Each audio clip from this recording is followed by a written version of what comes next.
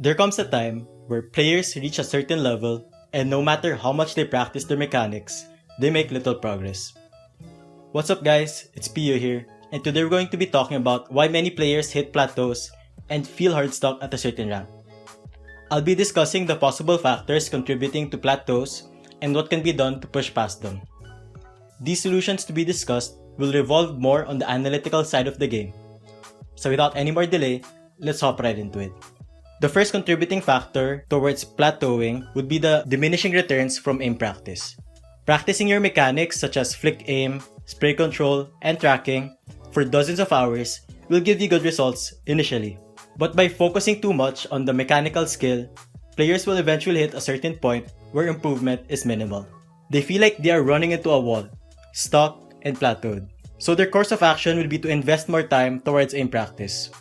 But the thing is, playing more deathmatch or aimbots won't necessarily solve your other issues in the game. Something to add to the typical aim routine would be to reflect on your approach to different situations and decision making. Instead of using aim as an excuse for every lost gunfight, players can improve faster and play smarter by reflecting on what they did wrong during games and how they could have played those situations better.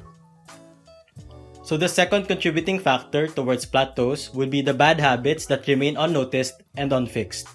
Bad habits can come in the form of taking bad engagements, playing for stats, and having a one-dimensional playstyle. These are just a few bad habits present in many players. There are tons of other bad habits that I didn't mention. I just think that players should prioritize fixing these if they want to get to that higher level. Let's begin with the bad engagements that players don't recognize. People might think that it just needs to have a high win rate for engagements to be considered good. But just because the play works for now, doesn't mean it's instantly justified or correct.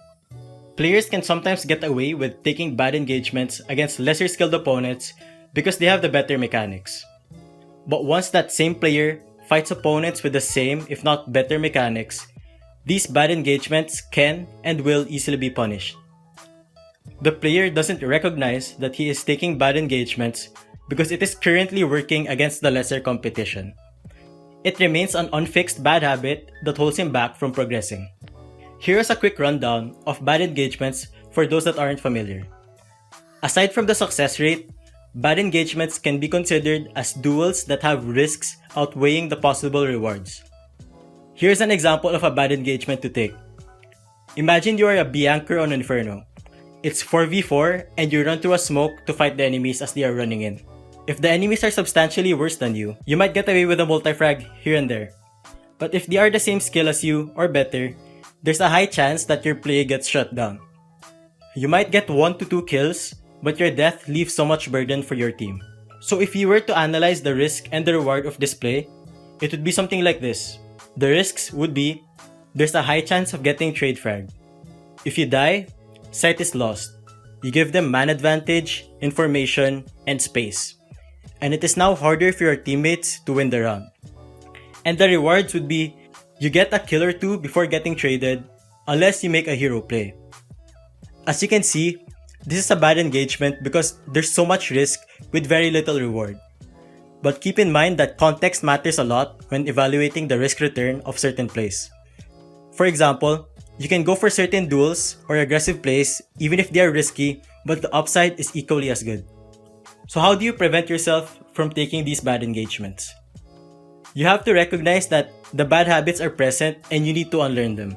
The first thing you need to do, which is cliche at this point, would be to watch your demos. Focus on the time you took engagements and ask yourself, was the play appropriate or justifiable? Evaluate the risk and return as discussed prior. Was my execution decent? Was my positioning good? What other options did I have? And what could I have done better? These are just some questions you can reflect on, but the last question is really important. It shows that you recognized a mistake and know what to do next time if it happens. Moving on to another bad habit, relying on a one-dimensional playstyle. Many players tend to fixate on one style of play by either playing passively or aggressively, when they should be trying to incorporate both into their gameplay. They are able to grasp only one playstyle and they progress through the ranks relying on that same style. But by sticking to one style of play, better and experienced players will expect what you are doing and shut you down. And once the same plays you relied on stops working, you'll struggle to find impact because you don't have other things to fall back to.